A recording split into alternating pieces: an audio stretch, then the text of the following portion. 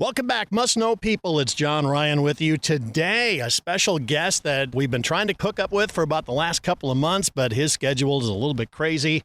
You know him. He's been around the area a lot. Brad Morgan from Manning. Brad, thanks so much for doing this. I appreciate it. Thanks for having me. I'm excited for it. Absolutely. You're a busy guy. Man, you've been all over the areas. Record this on a Tuesday afternoon. And by the way, we're recording out at Graham Park because it's like a gorgeous day. So it's we a beautiful day. Had to take advantage of that. But you're playing around the area coming up the next couple of nights, and you're going to be around pretty much most of the summer, right?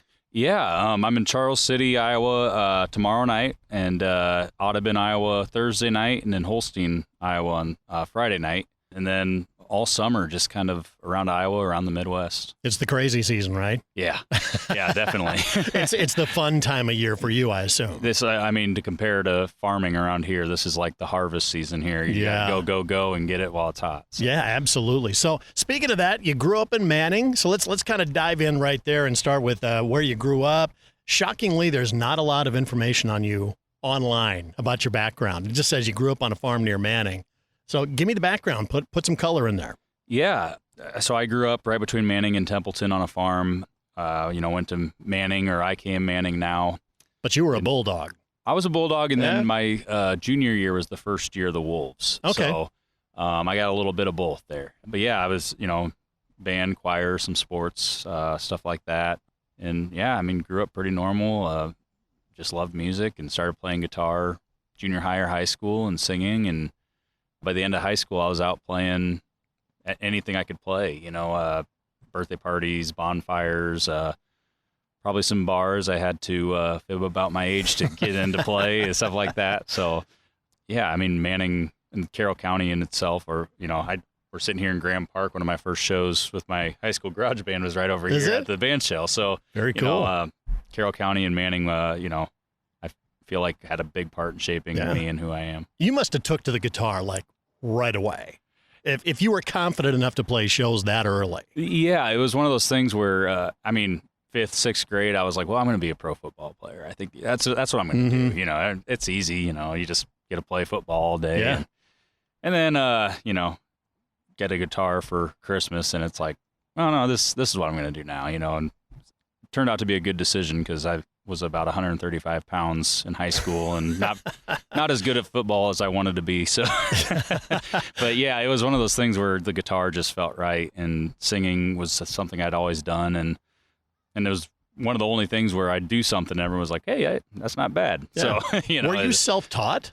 Yeah. Really? I took a couple lessons here in Carroll from Brian Lenz after I'd kind of self-taught a little bit. And then we did a few lessons throughout my sophomore year of high school that summer. So, but other than that, mostly all self-taught. You had to have a little more music in the background too. I think you said your uncles or something were musically inclined, I guess. Yeah, I had an uncle who, and he still plays, but he played country music. I have an older brother who played classic rock. So growing up, I'd go to their performances, and it was exciting. It was like, wow, this is awesome. And you always kind of like learn from them, watch them, what they did and stuff.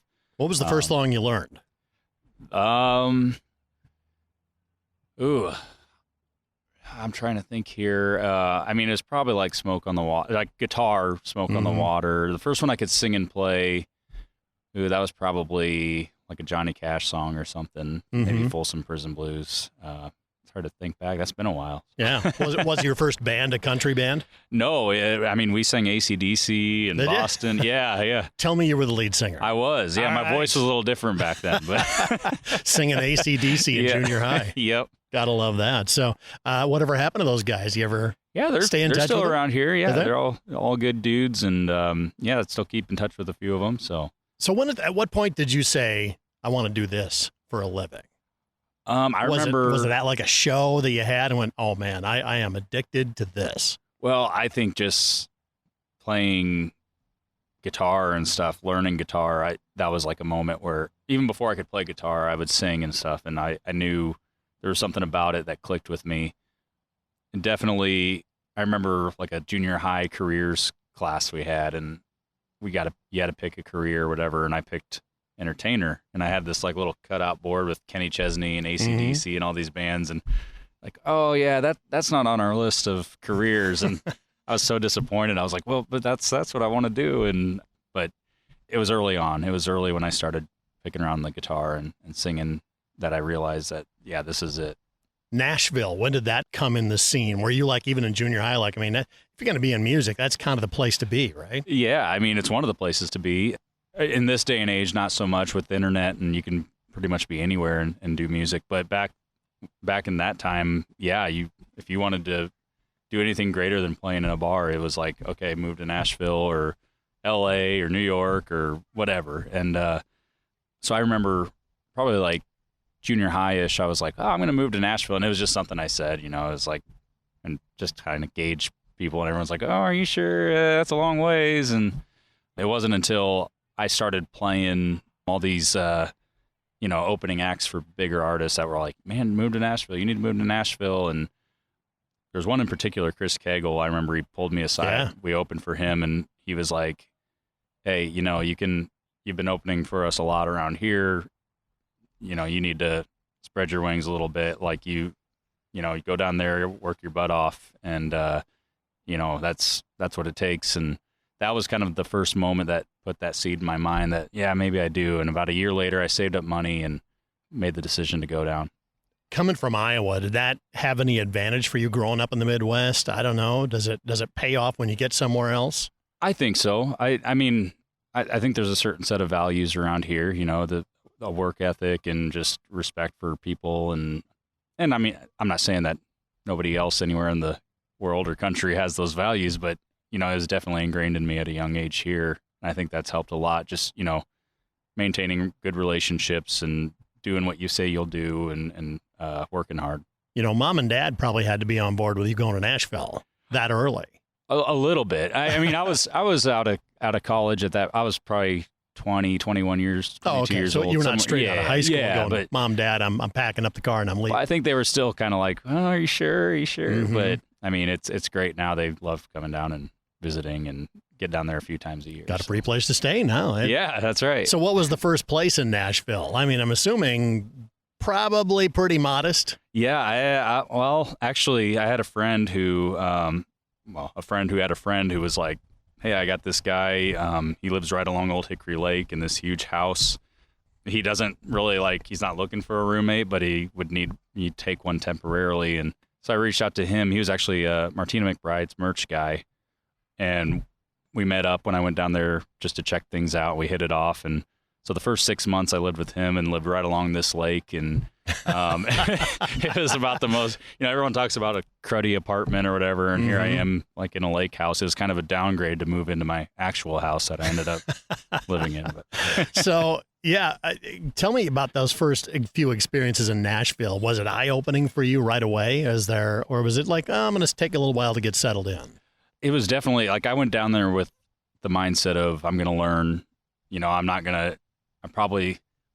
kind of funny to look back on because I'm like, it's not going to happen in a year or two. I'm not going to get a record deal in a year or two, which is funny because here we are 11 years later. Mm-hmm. But I did, the first few weeks down there, it was kind of just like going around and hearing from songwriters and meeting with producers and, just soaking it in, I guess, and other performers and entertainers and hearing their stories. And, oh, yeah, I've been playing here for 5 years.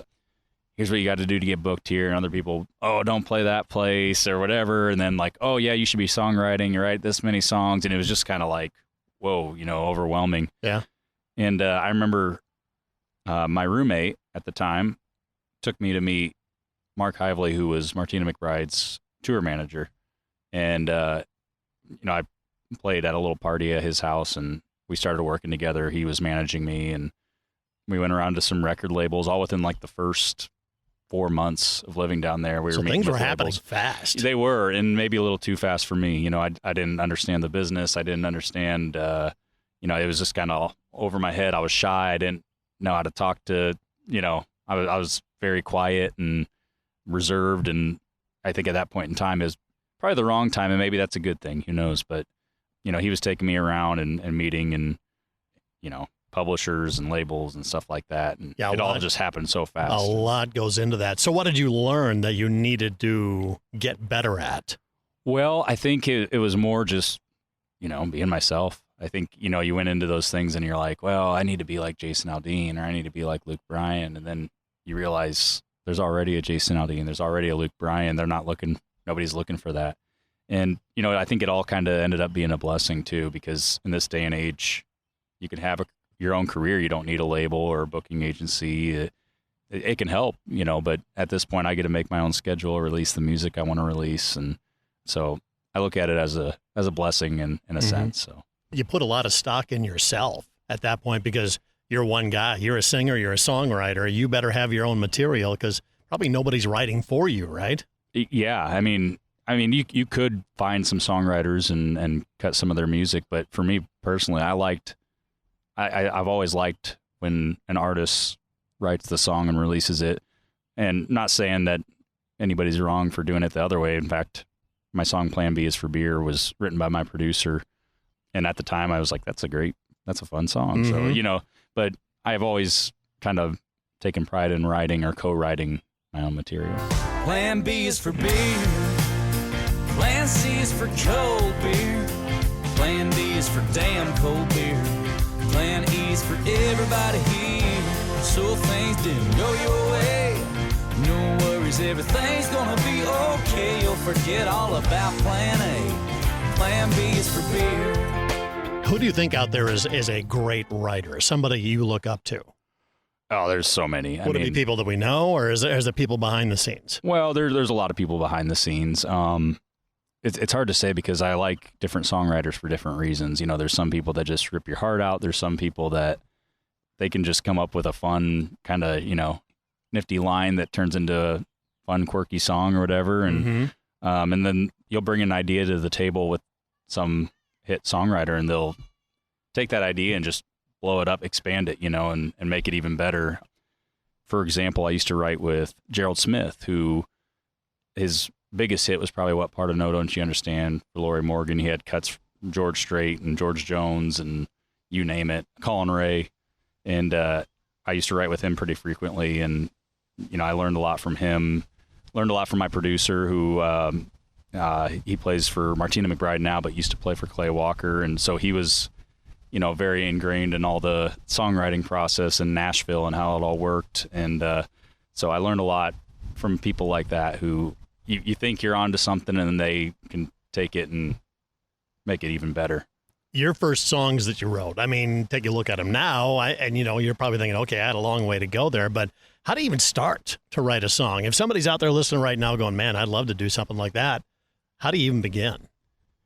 You got to just do it. You just got to start at some point. There's definitely, songwriting is one of those subjective things. It's like artwork, so there's no wrong way of doing it. Now there's a right way for commercial purposes, in the Nashville way, or whatever. There's little recipes, Nashville sound. Yeah. There's definitely a process there.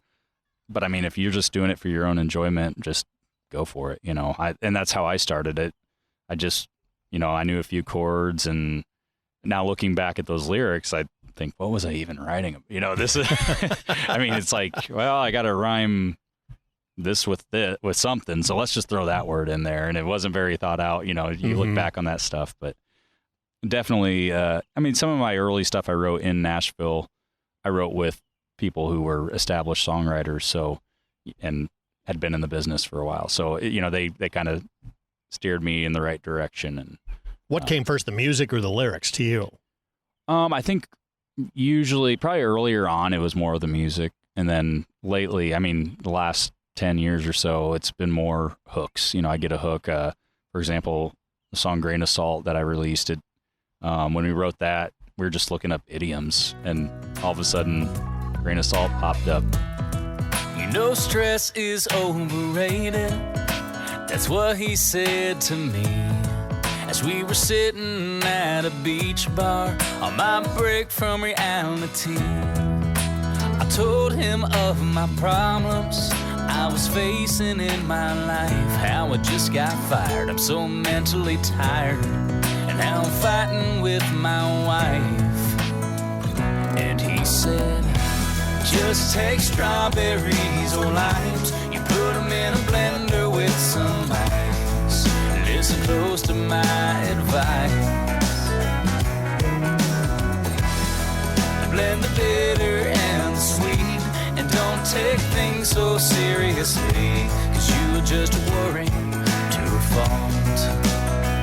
Just add tequila and take it with a grain of salt. And we actually wrote that as like a reggae song. And my producer goes, well, why don't we, it's tequila. You got to have, like nylon string Spanish guitar in there. Like, let's make this, like more of a Spanish sound to it. And, it just changed the whole dynamic of the song. So you can write the song totally with a totally different vibe and still have the same lyrics and same phrasing and everything. Obviously, no, tequila aside, but the Jimmy Buffett kind of influence in there, and his way he puts together songs definitely comes out in that one, I thought. But where do you get your best songs, or when do you write? Do you sit down and write every day for songs? No, I don't. I mean, some people do. I'm one of those people that if I get an idea, I kind of sit on that, let the idea ferment a little bit, and then I'll sit down and write it later. And I have gone to sessions where you sit down and like, well, what are we going to write about? And somebody, you go through your phones and you have little notes and everybody goes, well, what about this? What about this? Until you come up with something. But yeah, for me, it's mostly if I get an idea that I can map out a story or a picture or, okay, I could see a first verse being this. I could see a bridge being this or second verse, whatever. That really gets me to the table to start working on it. You got to complete that story. You got to bring it back around and stuff by the end of it. Do you write better with somebody else, or because I know you've written with your wife? Yeah. Sometimes. Sometimes I mean, sometimes I like to. There's certain things I keep personal, or I end up writing it and it turns out all right without anybody. But then there's some stuff I'll start writing and then I can't get over the hump and I need somebody else to come in and help out. And in the case of my wife, she doesn't sing or play an instrument or anything, but she always wanted to write a song with me. She comes in, I was writing with one of my buddies in Nashville, and we were writing a breakup song, my song, Two of Us. We were writing that song, and she comes in and starts throwing out ideas, and we're like, hey, that's pretty good. So then she sat down and wrote that with us, and my song Day One, she came up with the whole idea for that. Did she? Time ticks by like a flashing light. Take the first step, living your life. Set a goal, make a plan. Put in the work as hard as you can. When it comes to getting where you're going, you gotta get started before you get done. When you look forward to one day, just remember it starts with day one. So yeah, I mean, she's got some good ideas floating around, and I'm lucky to have them thrown my way. You didn't just look at it and go, oh, beginner's luck. That's, come on. Hey, they say, like they say that first, your first ideas are some of your best, and then you got to create new ones after that. Don't mess with the original plan or the ideas. So now it comes time you got to go to the studio. First of all, you got to buy the studio time, I'm assuming, at this point, right? Yeah, some people do it that way. I have a producer who has his home studio. Oh, okay. And I work with him. We pay a flat rate, and he cuts the song, and we've had that good relationship for about 10 years now, working together. I would assume you have to have ultimate trust in the guys producing your record, because, if it's some guy you don't know, he's got something else in his head that's not in yours. Oh, definitely. And that happens too with Harry and I when we go back and forth. I'll be like, I don't know if I like that, and he'll explain why he likes it, and we go back and forth of that. But yeah, it's just communication. It's you have to have somebody that kind of gets your vision and vibe and can create that. There's producers out there. I know friends who are on their 6th or 10th or whatever producer, and they just can't find that right fit. Mm-hmm. And I was pretty fortunate right away to find a good one. So now I just deal with like commercials and things like that. So it's way simple production. I can't even imagine what goes into producing a record. Oh, I watch him and I'm like, I have no idea what you're doing right now. I mean, it sounds great. Keep doing it. A lot of the time he'll be like, do you want to come down? I'm going to cut guitars. I'm like, I trust you. Like, I don't need to be there. I don't know enough about tones and all, I'll write the song and I'll give you the direction. I trust you. I respect the heck out of anybody who knows what they're doing on that end. Yeah. Because that end is so hard. Yeah. Well, I mean, I just released a song, The Right Mind at the Wrong Time, and I was going back and listening to it. I'm like, oh, I heard a pop on that verse. And he goes, I'll go back and listen. And he calls me up and he goes, yeah, you just had like a little like tongue click on that one vocal line. And I'm like, you went through like 40 different tracks to figure. I'm like, how do you do that? Yeah, that is crazy. How many times have you had to like play a part to get it right in the studio? Is it normally come together pretty quickly? Well, Harry does most of the instrumentation. I mean, I'll send him a guitar vocal, and in that case, yeah, I'll have to. I'm not a great musician. I can play an instrument. I'm not a musician. There's a difference there, but yeah, there's plenty of times where I have to play a part, 15 times before I get it right, or go get a coffee, go out, mow the yard, come back and try it again. And just clear my mind for a second. Sure. And vocally, it's the same way because we'll do like 10 vocal tracks back to back, and then we'll go through and comp them and figure out which lines, sounded the best. And, if I burp or something, cut that out. And yeah.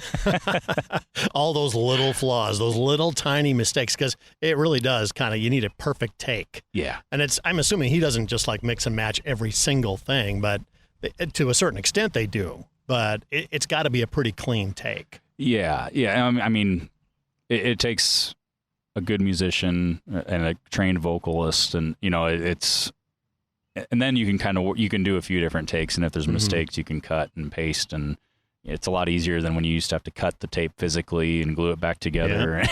When I started in radio, that's what we did. We cut tape and all that. So what happens to the song after that? You get it done, you like the way it sounds. You can obviously release it out on YouTube or shoot a video for it. That's got to be a whole nother ordeal. Yeah, that's when the work begins. It's all a process. From the day you start writing the song to the day it's complete. I mean, once it's cut, then you work on all the back end deal, the stuff. If there's multiple writers working on the legal splits, putting it up, getting it ready to release to distributors, Spotify, Apple Music, that sort of thing.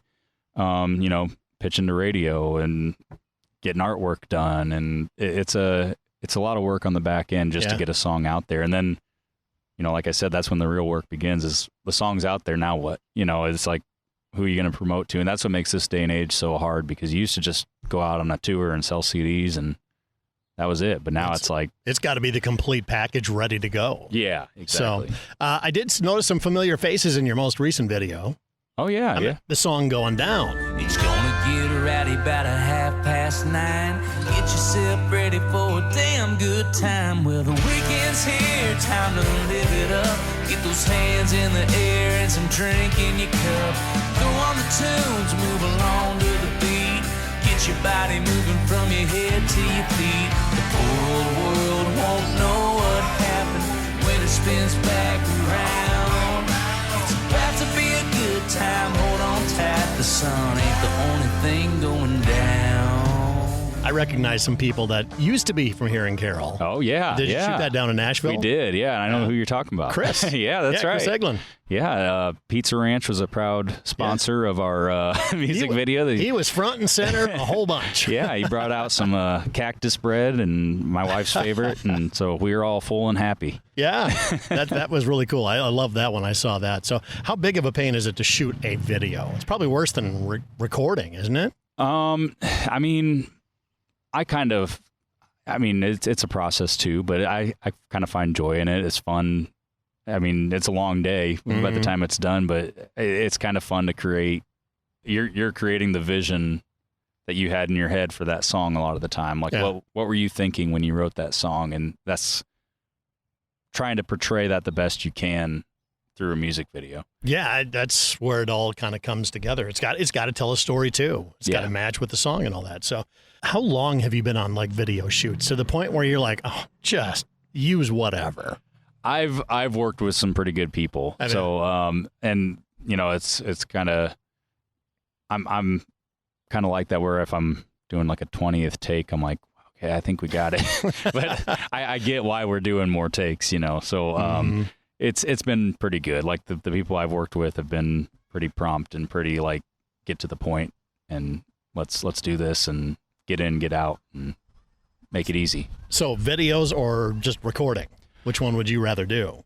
I think I like them both for different reasons. I think the recording is a little more stressful, I think, because, you know, that's what people are going to hear forever. What, you know, on the other end of things, you know, people are going to see that forever. So, but I enjoy both of them. You know, they're both art. They're both, you know, creating your vision in different ways. So awards. You are the reigning, was it Josie Award Modern Male Vocalist of the Year? That's right. Yeah. That is really, really cool. Explain, first of all, what the Josies are. Well, it's the largest independent music award show. And I know in the U.S., I don't know about the world. I know there's global categories there. So it is a global award show. The first year, somebody was like, that I knew was nominated. I'm like, hey, that's pretty cool. Like, I didn't even know there was independent music awards. So the next year I submitted and the initial nominees came out and I wasn't on it. And I was like, oh, you know, that's all right. It's a big award show, you know. And somebody texted me, a friend of mine was like, hey, are you going to the Josies? Like, what? I'm like, well, you know, I wasn't nominated. You know, we had a show offer that weekend. And he goes, yeah, you were. You're in the same category as me. And I look it up. I'm like, oh, crap. All right. Yeah. I'm like, sweet. And so we went in there with zero expectations other than, hey, this is pretty cool. We get to go to the Grand Ole Opry House, walk a red carpet at the Grand Ole Opry House and, you know, watch some music, watch some awards. We have friends there too. This will be pretty fun, pretty cool. That's, I mean, literally the Grammys for independent artists. Yeah, I guess. That's a big, big deal. Yeah, man. So, yeah, we went down there that first year. That would have been fall of 23. And then zero expectations. And they called my name. And we just looked at each other. My wife, like, screamed, but nothing came out of her mouth. Like, it was, and we went up there. I got to go up on stage and accept the award on the circle at the Opry House. And it was just mind-blowing. And so then last year we went back. That was for Male Rising Star, and then in 24 we went back and ended up winning the Male Modern Vocalist. And same thing, you know. It was like, well, we won last year. That's pretty cool. Like, can't expect to win again, you know. And then we ended up doing it again. And Neil McCoy was there, and like, you know, there was some pretty. He was just got off stage when we went up, and it was pretty awesome. Does that make waves in Nashville? Do they notice those people that win those awards and things? I would assume they would, right? Well, I want to say yes, but I think, you know, it's just so many people and so many acts. And, you know, and I think a lot of the time the labels look at your online following now and your streaming numbers and all that. And it's less about the performance. And with that said, I mean, around Nashville, you know, there's people like, oh, hey, this is Brad. He won, you know, like I think a lot of people, like artists and songwriters, respect that in Nashville because they're all in the same boat as you. You know, they're trying to make a career out of this. And when you're recognized for something, you know, it's especially when you're independent because there's not very many avenues that recognize you as an independent artist. So years ago, we had Phil Vassar here, and we put on a concert down in Templeton and got to hang out with him all day. That's the coolest person. And we talked about Nashville a little bit. He goes, man, you go to Nashville. He goes, the guy pumping your gas is a better musician than you are. He goes, there's so much talent there. It had to be just awe-inspiring to be amongst all that talent at that award show. Oh, yeah. And to win. Sure. Yeah. That's even crazy. That's even cooler. Yeah, it was, I mean, it was exciting. It was just like, you know, like the whole rest of the night, you're like, are you sure? You know, somebody going to come take this away from me? Yeah. Do you remember what your speech was? When am I going to wake up? Oh, I don't know. I probably thanked my wife and family or something. I don't know. It was pretty quick, but you're also been featured on Midwest Country Originals. And wearing the T-shirt, in fact, today on that. Oh yeah. So, talk about that, because I mean that's pretty cool too. You've gotten some awards from them as well. That's Midwest artists that really have gotten a great following. Yeah. So years ago, I had just released Grain of Salt, and you know, I in my mind I was like, you know, why don't we get together? There's a lot of Iowa country artists, and I know Steve Shetler in Oskaloosa was doing this contest every year for Iowa artists, and I was like, there's so many of us. Why don't we get together and do something? And then I came across this Midwest CMO, or Midwest Country Music Organization, and I was like, that's pretty cool. Yeah, I'll sign up and see what it's about. And the next year, Grain of Salt was nominated, and I was nominated for male vocalist. So I went up to Minnesota. It was in the Twin Cities area, and it was just such a great camaraderie of musicians, radio stations, just a big party of all people Midwest country music in all industry types. And it was just, a magical experience, really, because it was like, man, this is like, I feel part of a family now. I can feel like I know people, and we're all doing the same thing. And so, we became pretty heavily involved in it, and swapped some gigs with people, started hosting some writers rounds, songwriter rounds here in Iowa with some, people from out of state, some people in state. And a couple years ago, ended up winning male vocalist and won that 2 years in a row. And this last year won video of the year. But even cooler than that is just how it's grown, the whole organization. We're going to have the award show in La Crosse, Wisconsin this year. The radio station show the Country Music Originals has grown. I think we're up to like 20-some radio stations across the Midwest now. Yep. So Kick 106.7 that's is right. one of them. So we've been playing on Sundays, I think. Yep. Yeah. So. And by the way, in La Crosse, you got to go to the Breakfast Pub and Club. They have the best Bloody Marys there. All right. That's good to know. The bartender bragged to me, and I said, well, you're going to have to prove that. And he did. So if you're in La Crosse, check it out. All right. Well, that's the kind of event where you might need a Bloody Mary the next morning. That is absolutely. So let's talk personally. We've mentioned her a couple times, your wife. We haven't mentioned her name yet. So tell us how you guys met. Yeah, well, my wife is Nikki. We met right before I moved to Nashville. We met at a bar named... I met this great guy, but he's moving to Nashville. That's right. Well, yeah, I remember she was... we were dating, and I was like, this isn't going to work out. I'm moving to Nashville. And she was like, no, it'll work out. And we've been together ever since. So we were long distance for about 6 months, and then she moved down, and we got married 6 years ago in May. So everything's been good, and we're happy and got good families, and we travel together. Is she from Iowa as well? Yeah, she grew up in Stanhope, Iowa. Okay. So, all right. Another Iowa kid. So what was it about her that you guys got together with, and what did you guys have in common?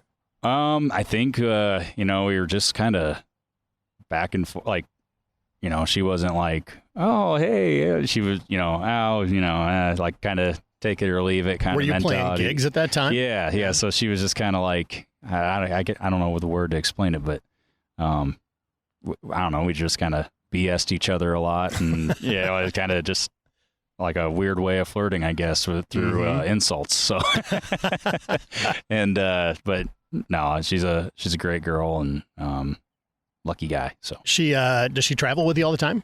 Not all the time. She goes every once in a while and helps out, and she has a job in Tennessee. She does social media and marketing, and books live music for a pizza pub chain, a local chain in Nashville that. Well, there you go. She does social media marketing. And yeah, there you go. Now we know who does that for you. No, she doesn't do it for me. Really? As much as I'd love her to. No, she keeps busy with her job, so I'll let her do her, and I'll keep my. Yeah. You got to be gone a lot, though, don't you? Yeah, it's mostly the summer. I mean, and then maybe a weekend or two of every month. But it's it's a lot of travel. It's a lot of time and personal time, but. It's nice because I can come back after the summer, and I make my own schedule, so I can put in a few months there to decompress and nice. Focus, get back in creative mode, a week or two to get back in creative mode, start writing and stuff like that again. You got to love being on the road, though. It's got to be something. If you don't love it, you're not going to be a musician. I do. I mean, I like it. It's weird, but I love the whole process, I guess. Like, I like saying, where are we tonight and tomorrow? Okay, we got to be there at this time. And then, like, the show is obviously the best part, but it's kind of just fun to be like, okay, we have an hour. What local restaurants here? Where do we go? Where do we go for a Bloody Mary? There you go. But I don't know. It's just, and I just love. It's a rush to me. And so. You must know people. Your Rolodex must be huge for all the people you play out in the Midwest and all that. It is kind of weird because you have certain people in certain areas, and you always think, when you see them, you're like, oh yeah, I know you. And then you realize where you are and you're like, oh yeah, I really know you because, you know, we had this experience together here or whatever. But yeah, you know, it's like different worlds, you know, you're plopped in different areas like Wisconsin, Tennessee, Iowa, Minnesota. You have different people from different pockets and, you know, your own little like group wherever you go. But everybody's got that one thread of commonality, which is country music. Yeah, for sure. And it's kind of a universal language. Yeah, definitely. And it is weird because country music is like that, where people are really like ingrained in the genre, where they believe in the genre, you know. And that is that, you know, somebody hears, oh, there's a country guy playing. Oh yeah, I'll go out, and then they, you know, start following you and digging your stuff, and you know, that's a pretty special feeling. How often do you play separately, and how often do you play with a band?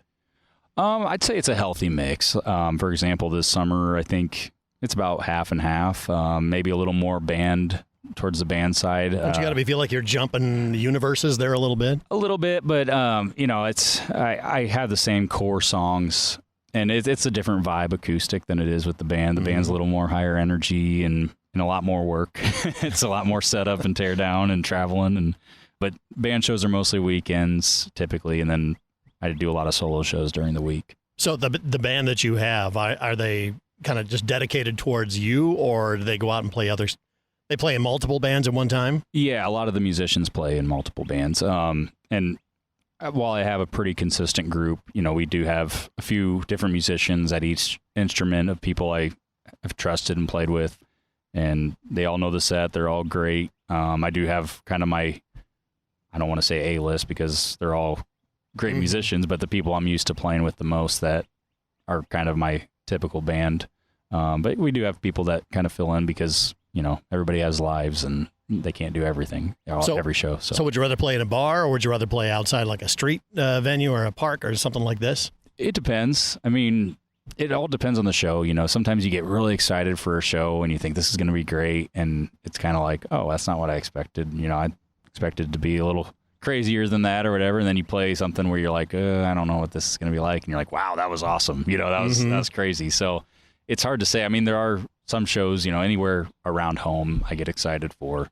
You know, you see friends and family and stuff like that. Yeah. But it's always fun to go somewhere new and then visit with people after the show that have never heard you before and see what people think in new areas. Yeah, you got an RV now to travel in, so your step up in travel is complete, right? Yeah, I mean, it's I don't know how I used to do it. But looking back with a pickup truck, and we still do that sometimes, but the pickup and trailer, and then you would have to be there at like 2 p.m. for a 8 p.m. show sometimes, and you're just sitting there sweating, waiting for the next few hours to go by, and it's definitely nice to have an air conditioner and a TV.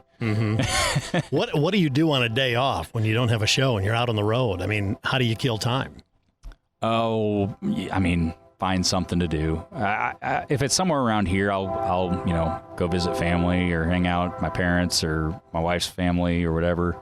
But I mean, if we're out of state, I mostly try to book consecutive shows. But we've had days before where it's like, well, you know, is there any parks or is there any touristy things to go see? And so we've done some stuff like that over the years, just, you know, going and taking in the sights and sounds of the area. So with all the music you play, do you listen to a lot of music when you're not on stage? I mean, or are you just kind of like, let me turn it off for a while? Yeah, I'd have to say, like, I listen to a very wide variety of stuff. Like, give me the playlist. Yeah. Sometimes it's everything from, old, you know, Motown stuff to hip hop to it's kind of, you know, some red dirt country, modern country, 90s country, old hard rock. It's everything. So sometimes I just let Spotify make the playlist for me too.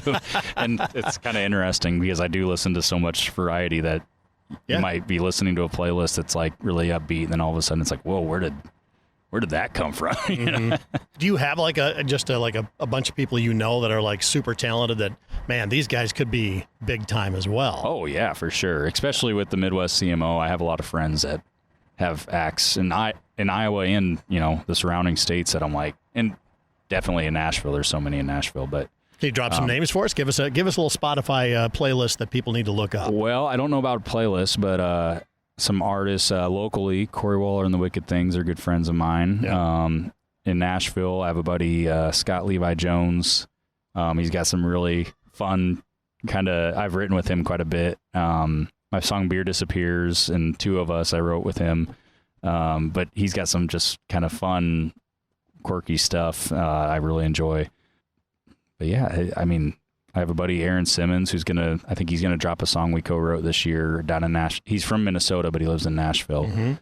But yeah, there's a lot of people. It's hard to name them. So what do you think when you listen to country music, or country radio right now? What do you think about all the direction of music? What do you think? Well, I think it's crazier, the lack of direction. I mean, I feel like it's going every different direction. You know, you have a far end of a spectrum that's, your Morgan Wallens, who, they have more of like that hip hop or modern pop sound. And then on the other end, you have a Zach Top, who, it's like straight out of the 90s, 80s or 90s. Mm-hmm. So it's awesome. Like I enjoy it. I mean, to an extent, I guess, like I'm a songwriting. I like hearing the story or the lyrics, but I do enjoy the wide variety of, different things. It keeps it fresh, and you don't get tired of hearing the same song played 40 times over. So tell you, I didn't think a few years ago you'd ever see somebody like Jelly Roll. Oh yeah, huge, that's another example. Yeah, he just brought a whole different attitude towards everything. Yeah, for sure. And did it make you want to put rap in your music? I've written some stuff, but it's not anything I would ever. Maybe not at this point. I guess it's been more just for fun in the experimental stage. Yeah, and I don't write much for other artists, so it's one of those things I've never thought were exactly my style. I enjoy it, but mm-hmm. I don't typically write songs and say, you know what, I think this person should. I'm going to write this for this person. I don't do that very often. So your summer's kind of busy. You're going to be all around the area. Give us an update on the schedule. What do you have coming up? Yeah, this week we talked a little bit about this week. Audubon and Charles City and Holstein. We'll be in Jefferson coming up in August. We'll be, let's see here. Yeah, it's hard. I'll be in Wisconsin I in put July. You on the spot. Sorry about that. Yeah, it's all right. Hey, it keeps my mind fresh. I got to think about it. Yeah. But yeah, I mean, we'll be in Shaler, Iowa in July, Humboldt, Okoboji a few times this summer. So we'll be around. How about new music? Were you working on some? You're probably continuously working on new music, right? Yeah. I mean, I just released, we talked about Going Down earlier. I wrote a song with Royce Johns called Right Mind at the Wrong Time that we just released recently. I'm not recording at the moment, but hopefully after summer shows, we can get back into that, because it's just gets so busy in the summer that mm-hmm. I feel like if I released a song right now, I'd kind of get lost in the mix and stuff. So we got plenty of music on deck. It's just a matter of getting it cut and out there and recorded. So safe to say life is good right now, right? Yeah, it's great. I get to, do my thing. I get to play music for a living, and, that's about all you can ask for, really. So cool to meet somebody who's from Manning right here in this area. It's making it on the music scene and all the awards you've won and stuff. So very cool stuff. Thank you so much for doing this. I appreciate it, man. Well, thank you for having me. This is great. Yeah, and a beautiful day in the park on top of everything. So that's right. Brad Morgan is our latest must-know person. Look him up on Spotify, Apple, iTunes, anybody else I'm missing, YouTube. All of it. Yeah, bradmorgan.com. Bradmorgan.net. You can find me on the streaming services. You can social media, give me a follow, like, and then right here, Carroll Radio, you can find my music on the Midwest Country Music Original Show. Yeah, and on Kick 106.7, we play some of the singles too. So, Brad, thanks so much. Appreciate it, man. Appreciate you having me. All right, Brad Morgan on Must Know People.